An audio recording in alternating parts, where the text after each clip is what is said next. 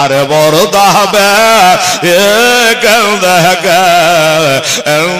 বলিল যে চারজ আজ লইয়া যাবে আমাকে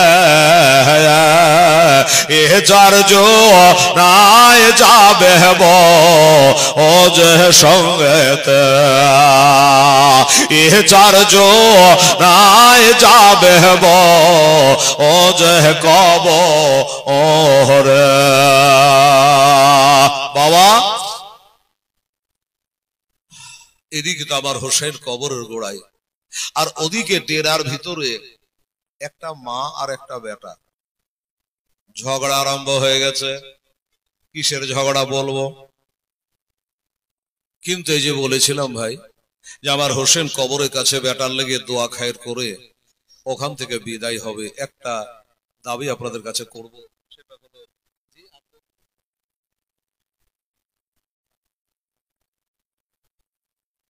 আচ্ছা আমার মা বোনেরা, তাহলে 25 বস্তা হয়েছে, 5টা সিমেন্টের বস্তা। দেখেন আমি ওয়াদা করেছিলাম, ওয়াদা পালন করেছি।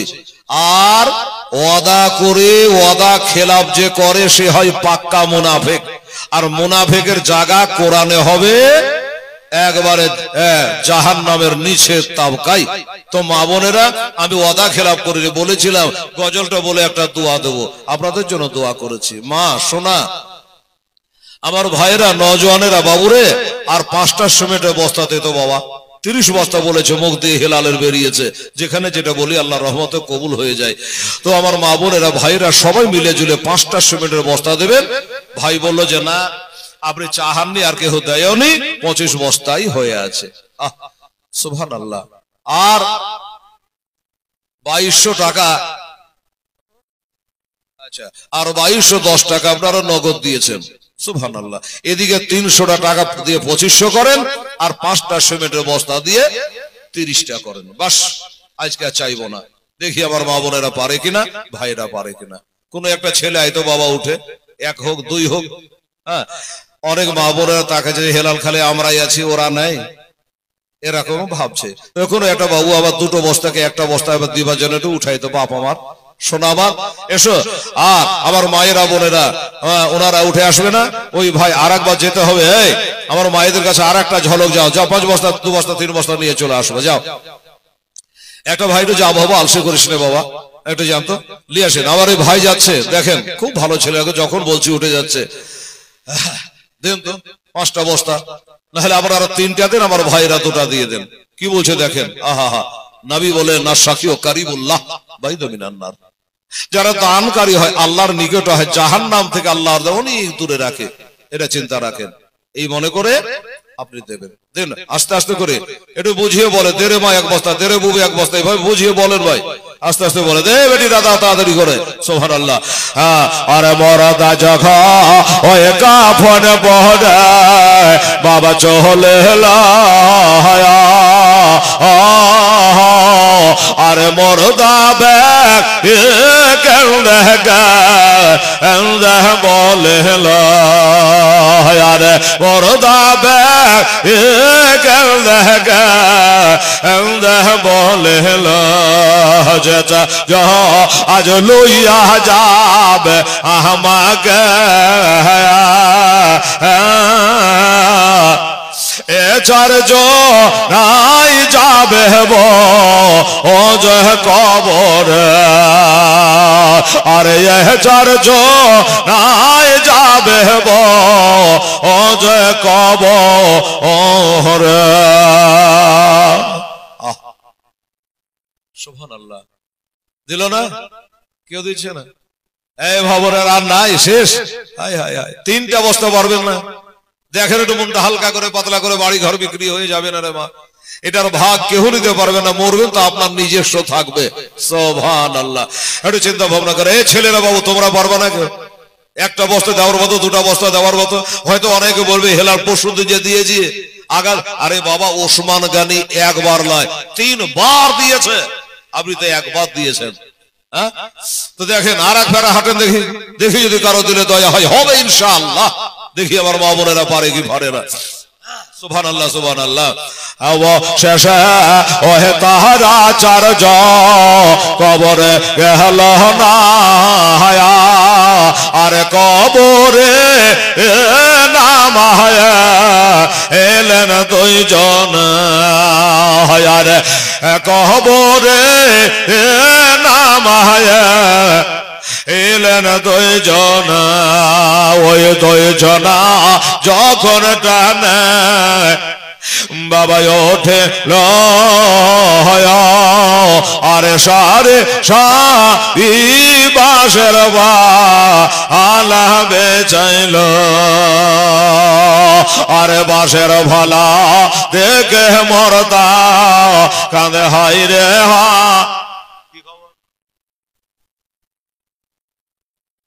খারাপ নাকি? আচ্ছা জিয়াউল, বাহ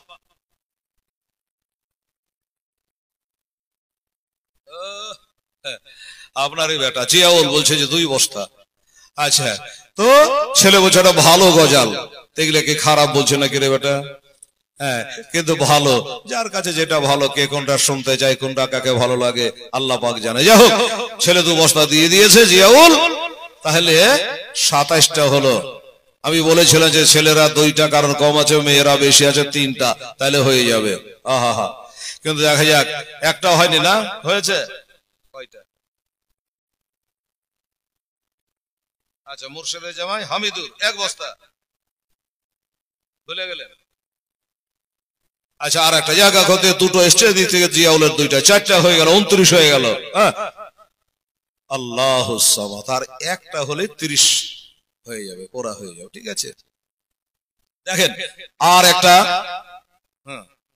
মালিকের স্ত্রী একটা, আপনার 2টাই জিয়াউলের 2টা, 4টা, আর একটা বস্তা লাগবে, পারলে দেখেন, না পারলে কিছু করার নাই। হ্যাঁ বলছে কোরআন লা ইকরাহা ফিদ্দীন, জবরদস্তি ধর্ম নয় রে বাবা, জোর করে কিছু না। আবদার করব, বলবো, মন গেলে দেবেন, না গেলে না দেবেন। একটা সিমেন্টের বস্তা খালি কমতি থাকলো 29, জিয়াউলেরটা দিয়ে মা বোনদের দিয়ে পারলে একটা বস্তা শেষ পর্যন্ত আপনারা দেবেন। আমার ভাইয়েরা, আমার আব্বা জানেরা, আমার মা বোনেরা, সুবহানাল্লাহ। অবশেষে ওহে তারা চারজন কবরে গেল না, আরে কবরে নামায়া এলেন দুইজনা। ওই দুইজনা যখন টানে হে বাবা ওঠে আরে সারি সারি বাসের আলা বেচাইল, আরে বাসের ভালা দেখে মরদা কাঁদে হাই রে হায়। আজ দয়াল মানুষ নাই গহব অজয়তন। আলহামদুলিল্লাহ সুবহানাল্লাহ। এই দেখেন দেখেন তো, আল্লাহ যাকে যা দেওয়াবে তাই দেবে। উনি বলছেন আমি একটালে মৌলানা সাহেব 2টা বস্তা দেবো। মারহাবা, নারে তাকবীর, নারায়ে রিসালাত। কি নাম? আব্দুল মান্নান। মান্নান আল্লাহর নাম, আব্দুল মান্নান, 2 বস্তা সিমেন্টের দাতা। সুবহানাল্লাহ। তাহলে 31 বস্তা হলো আব্দুল মান্নানের 2টা দিয়ে। এমনি করে 9 বস্তা হলে তো 40 হয়ে যেত। জি আপনারা বাপ মা বললে 40 করেন না? হ্যাঁ দেখেন চেষ্টা করে যদি পারেন। আহা কোথায় রইল আজ প্রাণের আব্বা গো, আমার বসে আয়া আরে হত ভাগার দুঃখ যা আনগ দেখে আরে শেষ কালে পাইয়া ছেলে আবার সন্তান রে আজ আগা ফেলে জান গয়া আব্বা কেমন কোথায় রইল আজ প্রাণের আম্মা গো, আমার বসে আয়া আরে দুধের দাবি দেন গয়া আম্মা ছাড়ে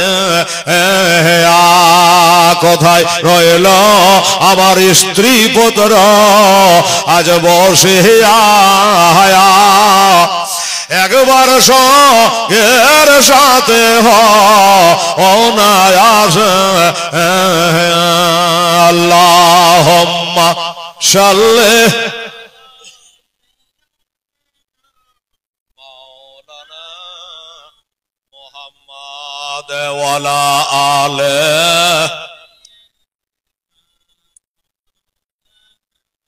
মুহাম্মদ আল্লাহুম্মা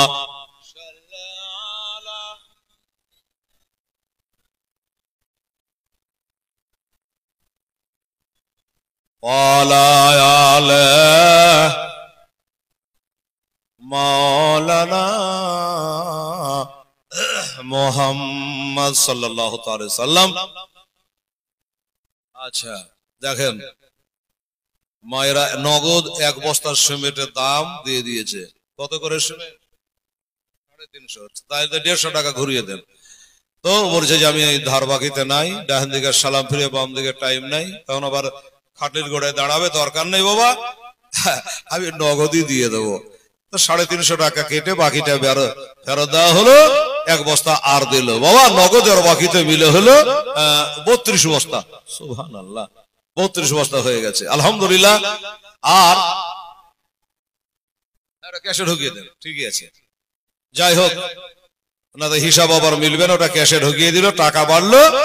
আর সিমেন্ট তাহলে ওইটা 31 বস্তা থাকলো, এক বস্তা নগদ হয়ে গেল। যাই হোক, একই ক্যাশে ঢুকবে, এক জায়গাতেই ঢুকবে, বুঝে গেলেন আমার দোস্তরা।